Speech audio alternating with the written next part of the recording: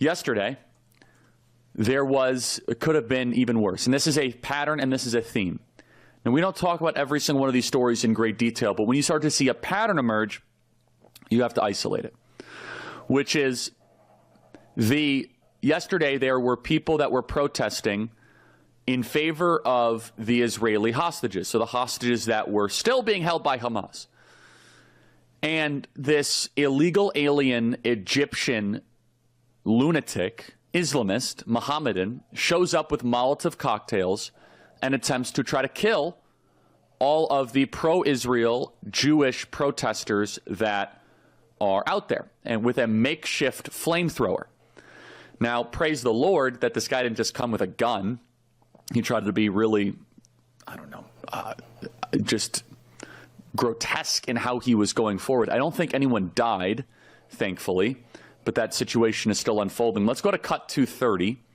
This is the FBI has confirmed the attacker yelled, "Free Palestine." Play cut 230. I'm able to confirm there are 6 victims, ages 67 to 88. All of them have been transported to local hospitals. This attack happened at a regularly scheduled weekly peaceful event. Witnesses are reporting that the subject used a makeshift flamethrower and threw an incendiary device into the crowd. The suspect was heard to yell, "Free Palestine," during the attack. As a result of these preliminary facts, it is clear that this is a targeted act of violence, and the FBI is investigating this as an act of terrorism. So I have many thoughts on this. The first of which, he yelled, "Free Palestine," the same thing that very evil individual yelled in Washington, D.C. when he killed that couple, of which were Christian, outside of the Jewish museum in downtown Washington, D.C. We also saw the attempted firebombing of Josh Shapiro's home. This is a pattern, and it's only continuing. What is driving this? Well, first of all, and this just needs to be said, the misunderstanding of what is actually happening between Israel and Hamas drives people to do insane stuff. For example, front page of the New York Times says, "Over 20 killed at Gaza aid site. Crowds in need of food come under fire." This has been completely debunked. This is a complete misunderstanding and total exaggeration. The Israel PR department, the government of Israel PR department is the worst I've ever seen in the history of civilization. It is, they're not even countering it. Instead, I had to go to Bill Ackman's X feed and Twitter feed where he himself was actually debunking it. So it's just not true. It's fake news. There's a lot of detail to this that was just been completely debunked. But of course, the New York Times runs with it. So then you have a country of Mohammedans brought to you by the Bush family and brought to you by Obama and Biden and weak Republicans, where we have decided to import well, I don't know how many. The number would be interesting. At least 1 million, but hundreds of thousands of Islamists into our country. Then they have killed children, and then it ends up being millions. So this guy in particular was an illegal alien. He should not have been here. So I want you to understand, when judges are getting in the way of mass deportations, they are protecting this guy from going back to Egypt. What was his name again? I don't quite know. So this guy is, and by the way, the media said this was a white male that did this attack. Wrong. He was an Egyptian Islamic national, an illegal alien who came with a makeshift flamethrower. Oh, was his name really Muhammad? What are the chances? That's really something. Ah, his name was Muhammad Salman. Huh, yeah, they are Mohammedans. See? What are the chances? Despite the nature of the charges brought against suspect Mohammed Sabri Soliman, there's still going to be a whole fight about extradition, about getting him out of our country. So when judges are getting in the way of us doing mass deportations, every day there are terrorists in this country that are just waiting to erupt. Another point on this that I think is important is that if you are a Jewish American, or a Christian for that matter, you should walk around armed.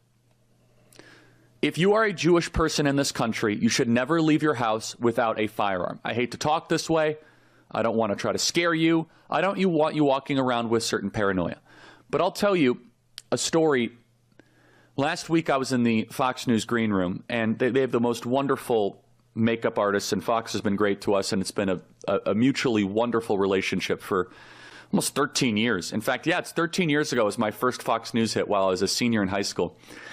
And this woman who is a makeup artist, I'm not going to say her name, she said she was in New York visiting a family friend. And apparently there was some terrible situation that was unfolding in the subway, of which is normal. And this black woman didn't want the Asian woman to sit next to her. Basically, get away from me, Asian woman. So the Asian woman was without a seat. So this makeup artist, who was wearing a Jewish Star of David, offered the Asian woman to sit next to her. The young Asian lady, late 20s, walks up to the Jewish woman with the Star of David, sees it and says, "Oh, you're a Zionist pig. I would rather sit on the floor than sit next to you." Now, that's a one-off story. You couple that, though, with some of the other just brain rot that I'm seeing, the kind of just we're going to blame Jews for everything type of narrative that's building in the West. And I think to myself, there's something that is degrading in front of our eyes. Let me be very clear. You are not smart, wise, or sophisticated if you blame the Jews for everything. Instead, you're probably just, you don't have your life together and you're looking for someone to blame. It's pretty simple. It is a brain rot. It is a cancer. It is a tumor. Instead, maybe you should just get your life together and get married and have children and stop looking at X all day long. In fact, you know what? It is so similar to what leftists do, which again, we're seeing this as left-wing terrorism. And how you fight it is multiple ways. You don't fight it by censoring speech you don't like. You don't fight it like what David Friedman said, where he wants to put people in prison. You don't do that. You fight it in the public square.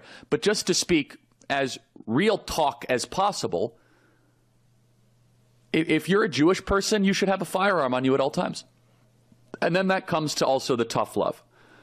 And this is where they're going to forget everything I've said up to this point. This is where they're going to call me an anti-Semite. You ready?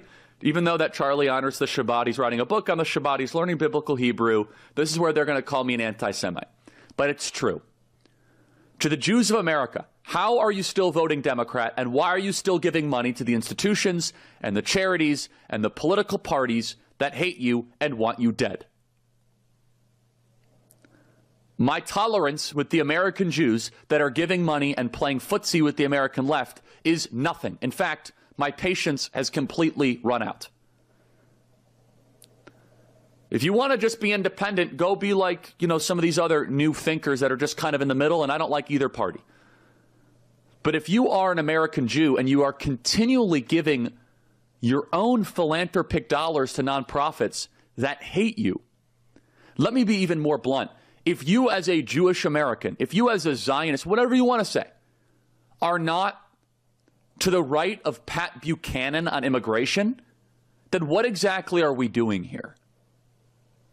If you are not calling for a complete moratorium on immigration, you got to wonder, why is that? So you want the borders to stay wide open so more young Jews could be hunted down in the streets? And look, the terrorism gets all the headlines, but it's the soft bigotry that we are seeing on a daily basis. And I have to ask the Jews of America, do you have a death wish?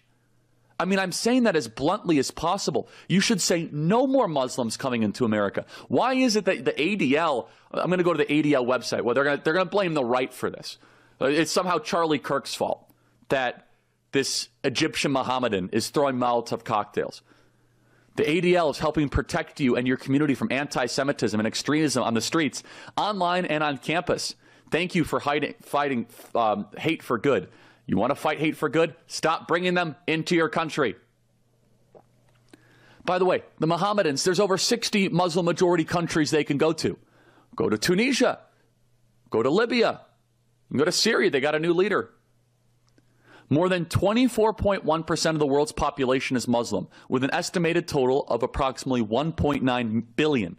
Muslims are the majority in 49 countries. And again, this is not about individual Muslims. My primary care doctor and great friend, Dr. Zuhdi Jasser, is a Muslim. It is about macro Islam. It is about what does it materialize when you bring in millions of them and they form their own communities, their own Sharia ways of life, and they have a tendency not to assimilate. And so why do they have to come to America? And again, I will say this. Why is it that American Jews are so silent on this? Why is it that I, as an American Christian, have to be the one that speaks out on Mohammedanism? I guess it's just my job. But there should be, and it won't be, there should be Jews marching in the streets with all the combined financial and political power that American Jews have, which is quite a lot because Jews are very successful because they honor the Torah. You honor the Torah, you're going to be successful. You value education. If all the Jews got together, they could close immigration immediately. Why haven't they? Exactly. For full shows, live and on demand, it's Salem News Channel.